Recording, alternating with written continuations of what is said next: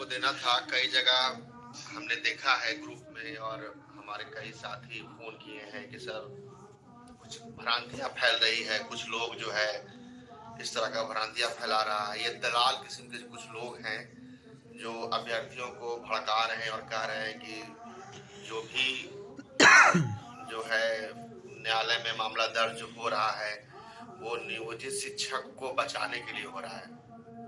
इस तरह का भ्रांतियां सब जगह फैलाई जा रही है। तो अभ्यर्थी जो है वो जो है क्योंकि उनको कानूनी ज्ञान नहीं होता है, वो कंफ्यूजन की स्थिति में कई जगह ऐसा चल रहा है। हम सभी वीडियो में सभी जगह हमने स्पष्ट रूप से कहा है कि जिनकी नौकरी नहीं हुई है, जिनकी नौकरी हो गई तो वो नौकरी कर रहे हैं, उनको यदि उन पे कोई केस करेगा, पटना हाई कोर्ट में पहले से केस है तो उसको हम पटना हाई कोर्ट में देखेंगे। लेकिन जिनकी नौकरी नहीं हुई है या जिनकी नौकरी चयन हो के उनका रिजल्ट रोका गया है या दूसरे राज्यों में जैसे आसाम में उनको कल लेटर के माध्यम से मना कर दिया गया है कि नहीं आपका डिग्री एलिजिबल नहीं है, मध्य प्रदेश में, कोलकाता में, उड़ीसा में, तो इन सभी अभ्यर्थियों को हम सुप्रीम कोर्ट लेके जा रहे हैं फिर से पुनः सुनवाई कराने का। हर एक राज्य को यह अधिकार है कि अपना बात को सुप्रीम कोर्ट में रख सके, वो जीत हार अलग की बात है, लेकिन हम सभी राज्यों को एक साथ जोड़ने का प्रयास कर रहे हैं और सभी को एक ही केस में टैग कराने का प्रयास कर रहे हैं। अलग अलग केस होगा, उसको एक साथ हम लोग कंबाइंड करेंगे, सब का ड्राफ्टिंग अलग अलग करेंगे कि ये राज्य का ये समस्या है, बिहार का ये समस्या है, उड़ीसा का ये समस्या है। वो सारे राज्य को एक केस में टैग करके हम वहां जाएंगे, तब कोर्ट को लगेगा कि तो हमने जो जजमेंट दिया उससे तो पूरा देश प्रभावित हो रहा है। तो वहां पे फिर से हम एक बड़े वकील के साथ, आपको हमने स्पष्ट रूप से कहा है कि माननीय कपिल सिब्बल सर को हम लोग हायर करेंगे और छोटे वकील से हम सुनवाई नहीं कराएंगे कि आपको कहावत एक पता है कि छोट मतलब सस्ता रोए बार बार और महंगा रोए एक बार वाला कहावत आपको पता है। वही मामला में हम लोग फंसे हैं। जब तक कोई बड़ा जो वकील नहीं होगा, अच्छे से एक वकील का पैनल नहीं होगा, एक टीम नहीं होगा, तब तक जो है मामला आपका जो है सॉल्व नहीं हो सकता है। इसीलिए उन अभ्यर्थियों को लेके जा रहे हैं कि इससे बात तो पूरे देश में मान हो जाएगा, और जब पूरे देश में मान हो जाएगा तो सारे देश में फिर बहालियां जो चल रही है सबको उसमें सब सरकार शामिल करेगी। और आपको हम बता दें कि जहां जहां बहालियां चल रही है, खास करके बिहार में जो अभ्यर्थी चयन हो चुके हैं, जो सप्लीमेंट्री टीआरई 1 में सप्लीमेंट्री रिजल्ट वाले हैं या टीआरई 2 में जिनका चयन हो चुका है, सिर्फ रिजल्ट प्रकाशित नहीं किया गया है, मेरिट से उनका अंक ऊपर है, वो सारे अभ्यर्थियों को हम बार बार निवेदन कर रहे हैं कि आप पटिशनर आप बनिए। आप पटिशनर नहीं बनिएगा तो जब आप केस जीतिएगा तो आपकी नौकरी नहीं होगी, उनकी नौकरी होगी जो सिर्फ पटिशनर बने हैं। डिग्री पूरे देश में मान हो जाएगी, लेकिन अगले बहाली से, उस बहाली में जिनका जिनका नाम, फादर्स नेम, उनका पता लिख के सुप्रीम कोर्ट में हम फाइल करेंगे, उन्हीं लोगों को सुप्रीम कोर्ट ऑर्डर देगी कि भाई इन लोगों की नियुक्ति कराइए, और उन्हीं लोगों की नियुक्ति होगी। यदि आपको कोई कंफ्यूजन है तो मैं बार बार कर रहा हूँ, कोई वकील से, कोई जानकार आदमी से, यूट्यूब के माध्यम से, गूगल के माध्यम से आप चीजों का अध्ययन कर सकते हैं। आप देख सकते हैं कि बिना नहीं पटिशन बनेंगे तो क्या आपको हानि है। आप गांव में देखे होंगे कि 10-10 साल कोई केस लड़ा है, जब जीत मिली है तो वो 10 साल का पैसा भी मिला है और उनकी नौकरी भी हुई है, लेकिन उनको ही लाभ मिला है जो पटिशनर थे। उसी समकक्ष मामला में दूसरे लोग कोर्ट में इन्वॉल्व नहीं हुए थे, पटिशनर नहीं बने, तो उनको लाभ नहीं मिलेगा।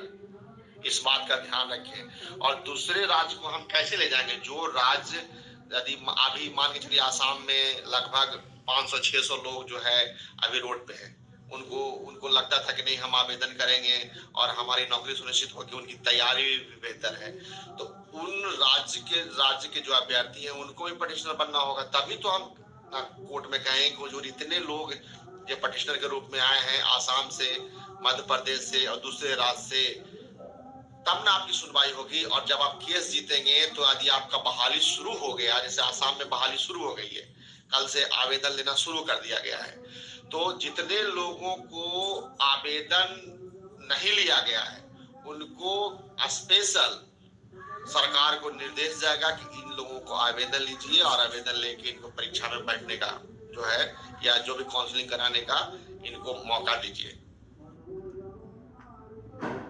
हेलो मोटो,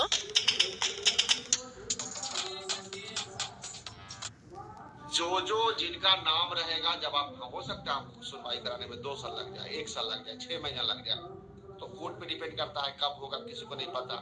लेकिन जब भी न्याय मिलेगा तो उन सभी लोगों को न्याय मिलेगा जो उनका नाम उसमें अंकित है, जो पटिशनर बन के सुप्रीम कोर्ट में अपना नाम अंकित कराए। अच्छा, जब तक आप पटिशनर नहीं बनेंगे तो कोर्ट फीस कैसे जनरेट होगा? क्योंकि हमें बहुत बड़ा अमाउंट एक हियरिंग का माननीय कपिल सिब्बल 20 लाख चार्ज करते हैं, तो हमने कहा है कि हमारे पास एक हेयरिंग का ये पैसा हो जाएगा या 2 हेयरिंग का ये पैसा हो जाएगा तो हम केस फाइल करके काम शुरू कर देंगे। तो जब तक आप जुड़ेंगे नहीं, जब तक कोर्ट फीस जनरेट नहीं होगा, ये तो एक अलग सिक्का का अलग पहलू है। दूसरा पहलू है कि जब तक आप डायरेक्टली नहीं जुड़ेंगे तो आपको लाभ कैसे मिलेगा? और अभ्यर्थियों को भड़काया जा रहा है कि सर नियोजित शिक्षक लोग सिर्फ अपने लिए, हम सुप्रीम कोर्ट नियोजित शिक्षक थोड़ी जा रहा है, सुप्रीम कोर्ट तो आपको हम लेके जा रहे हैं, इसलिए लेके जा रहे हैं कि भैया आपकी डिग्री मानो, आपको वंचित किया गया, सिर्फ आपको वहां पे अपील करा रहे हैं, आपको वहां पे प्रेजेंट करा रहे हैं कि साहब इनकी जो है नियुक्ति रोकी गई है, ये चयन हो चुके हैं, इनकी ये डिग्री एलिजिबल है, इसको फिर से एक बार देखा जाए। सर जिस समय हम सुनवाई कराए थे उसमें कुछ बातें कहना छूट गया था, कुछ चूक हो गई थी, हम नया बात जो कहना चाहते हैं इसमें हमारी कोई गलती नहीं है, जो भी गलती है वो एनसीटी की गलती है, जो भी गलती है एनआईओ की गलती है, एमएचआरडी की गलती है। हमको तो बताया गया था कि डिप्लोमा 2 साल का है बोल के हमको कराया गया था। आज जब हम डिप्लोमा कर लिए हैं और एक तो हमको 18 महीने में परीक्षा ले लिया गया, जब डिप्लोमा हम कर लिए हैं तब कहा जा रहा है कि 1 टाइम यूज सर्टिफिकेट है आपका। इसमें हमको क्यों पहले क्यों नहीं बताया गया? हम ऐसा देश में कोई आज तक डिग्री हुआ है क्या कि 1 टाइम यूज के लिए डिग्री कराया गया हो? और लगभग 14 लाख लोग विद्यालय बदल चुके हैं। और सब जो समानता का अधिकार जो बच्चों का है, जिस पर्पज से सरकार हमको ये डिग्री दी थी कि नहीं वे प्राइवेट में जो अभ्यर्थी हैं वो पढ़ा रहे, प्राइवेट जो शिक्षक जो पढ़ा रहे हैं तो उन बच्चों के साथ अत्याचार हो रहा है कि वो अनट्रेन शिक्षक पढ़ा रहे हैं। तो सुप्रीम कोर्ट के हिसाब से तो सारे लोग अनट्रेन अभी भी पढ़ा रहे हैं। तो आप इसमें कुछ कीजिए, सरकार कुछ करे, कुछ कमियां है जिसको दूर करे, या माननीय कोर्ट इन मामलों को दोबारा पुनः सुने, पूरा सुनवाई करें। और हम हमेशा प्रयास कर रहे हैं कि बड़े वकील के साथ जाएंगे तो बेंच दूसरा हो सकता है कि 2 बेंच की जगह पे 3 जजों का बेंच हो, इस पे हम लोग प्रयास कर रहे हैं। और सिर्फ उन अभ्यर्थियों को लेके जा रहे हैं जिनकी नौकरी होने वाली है और राज्य जो है, सरकारें जो है उनको रोक दी है। इस बात का ध्यान रखिए, कोई भी भ्रम में आप नहीं रहें। स्पष्ट रूप से हम आपको बताना चाहते हैं कि महंगा वकील रखेंगे तो भैया कोर्ट फीस देना होगा। यदि आप भारत देश में रह रहे हैं और न्याय इतना सस्ता होता तो सबको न्याय मिल गया होता, आपके साथ इंसाफ नहीं होता। यहाँ पे न्याय लेने के लिए आपकी शरीर की चमड़ी तक बिक जाएगी तब न्याय मिलेगी। आप जान लीजिए, यहाँ पे दरिंदे लोग बैठे हुए हैं, न्याय इतना आसानी से मिलता नहीं है। आप जाएंगे तो पहले तो आपका जो है बिना कुछ कहे हुए आप कोई एडवोकेट के पास जाएंगे, सुनेंगे और कहेंगे, उसका भी पैसा लगता है। हम जब भी दिल्ली गए हैं वहां पे जो भी एडवोकेट को हमने सिर्फ राय लिया है, दिया है, उनका चार्ज भी मोटा रकम हमको पे करना पड़ा है। तो आप जान लीजिए कि देश में न्याय इतना सस्ता नहीं है। और न्याय लेने के लिए भाई लोगों का तो घर जमीन सब बिक जाता है। तो आपको एक बार तो कमर मजबूत करना होगा। आपने देख लिया कि यदि सुप्रीम कोर्ट में हम जाते हैं और बेहतर तरीके से वकील नहीं रखते हैं तो हमारा क्या हर्ष होता है। आपको एक कच्चा चीवा आ जाएगा, यहाँ पे न्याय व्यवस्था ऐसा है, आपकी डिग्री को तो लोग खा गया। तो इसीलिए सभी साथियों से निवेदन है कि आप लोग आर्थिक जैसे हो भैया, कर्ज लेके कीजिए, जैसे कीजिए, कोर्ट में जमा कीजिए, पटिशनर बनिए, सारा डॉक्यूमेंट आके गांधी मैदान में अगला संडे को फिर से हम लोग मीटिंग रखे हैं, क्योंकि पिछला जो संडे था उसमें अभ्यर्थी की संख्या काफी कम थी, अभ्यर्थी आए नहीं थे, कंफ्यूजन की स्थिति थी, ठंड थी, वो अलग बात है।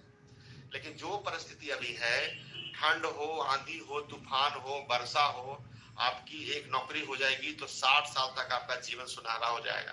उन अभ्यर्थियों को जीवन सुनहरा हो जाएगा जो आगे आने वाला समय में सीटेट और तमाम तरह का चीज के लिए इंतजार कर रहे हैं कि नहीं हम तो अच्छा।